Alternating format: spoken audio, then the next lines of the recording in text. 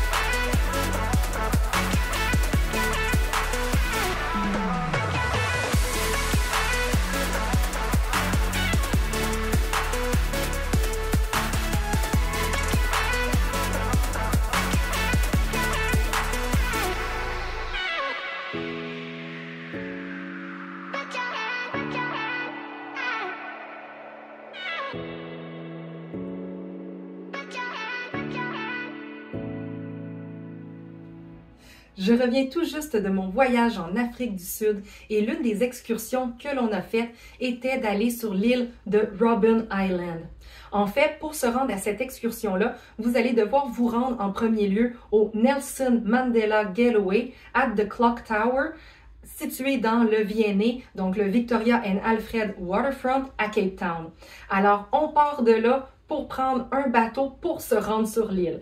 Le prix de cette excursion-là est de 400 rand, ce qui équivaut à 28,71 $ canadiens. Et c'est un tour de 3h30, 4h à prévoir dans votre journée. Il y a 4 départs dans chaque journée. Donc, un à 9h, un à 11h, un à 1h et un à 15h. Par la suite, quand vous avez acheté vos billets, eh bien, vous pouvez vous rester sur place si votre excursion est bientôt. Et ensuite de ça, vous pouvez regarder un peu le petit musée. Il y a aussi une boutique sur place que vous pouvez vous procurer certains effets.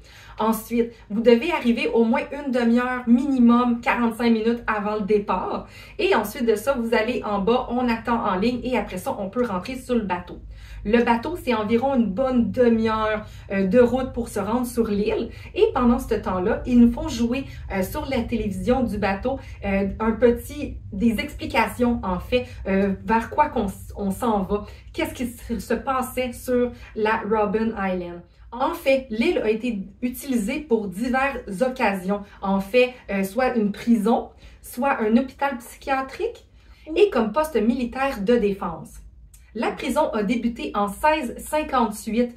C'est là qu'on a pu avoir plusieurs détenus, oui, de l'Afrique, mais de d'autres provinces aux alentours qui emmenaient leurs détenus sur cette île-là. Ensuite, elle a changé un peu de vocation au fil du temps. En 1961, la prison est devenue prison à sécurité maximale et c'est par la suite qu'elle a été utilisée aussi pour le régime de l'apartheid. Donc, tous les opposants du régime d'apartheid qui ont été condamnés à des sentences supérieures à 10 ans, ils se ramassaient sur l'île à la prison. En fait, il y a eu 3 futurs présidents de l'Afrique qui ont été enfermés dans cette prison-là. On parle ici de Nelson Mandela qui a fait en fait 17 ans à cette prison-là et il a fait par la suite 2 autres prisons lorsqu'il a quitté l'île. Ensuite, il y a eu Galema Motlanthe et il y a eu aussi Jacob Zuma qui a fait 10 ans à cette prison-là.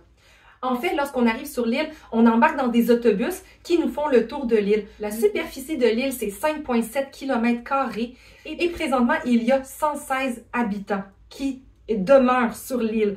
En fait, ce sont des anciens détenus qui nous font les tours pour nous faire comprendre c'était quoi la réalité au niveau de la prison. Et il y a aussi d'autres gens qui sont là pour leur travail, en fait, qui nous font les tours justement d'autobus, qui nous expliquent un peu toute l'île au début. Donc, justement, nous, c'était un ancien détenu qui a été, en fait, du régime de l'apartheid et qui a été condamné à 7 ans de prison, mais il en a juste fait 5, finalement.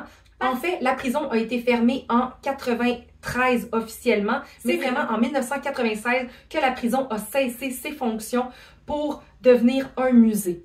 En fait, cet endroit-là s'est rendu vraiment symbole de lutte et de victoire contre le régime raciste de l'apartheid. Il n'y avait pas juste des Noirs à cet endroit-là, il y avait des Noirs, des Blancs, des Chinois. Par contre, pas tous avaient les mêmes droits à cette prison-là. Donc, les Blancs avaient le droit à des chandails, des pantalons, des souliers, tandis que les Noirs avaient le droit à pas grand-chose, un shirt, même en saison hivernale, ils devaient avoir seulement un shirt et ils n'avaient même pas de souliers. Donc, et au niveau du régime alimentaire, les Noirs en avaient moins que les Blancs, que les Chinois. C'était inégal, c'était injuste complètement et c'est ce pourquoi Nelson Mandela s'est battu beaucoup au niveau de la prison en premier lieu et par la suite, les changements se sont faits et les gens ont pu avoir les mêmes vêtements. On s'entend qu'au début, ils avaient un kit seulement.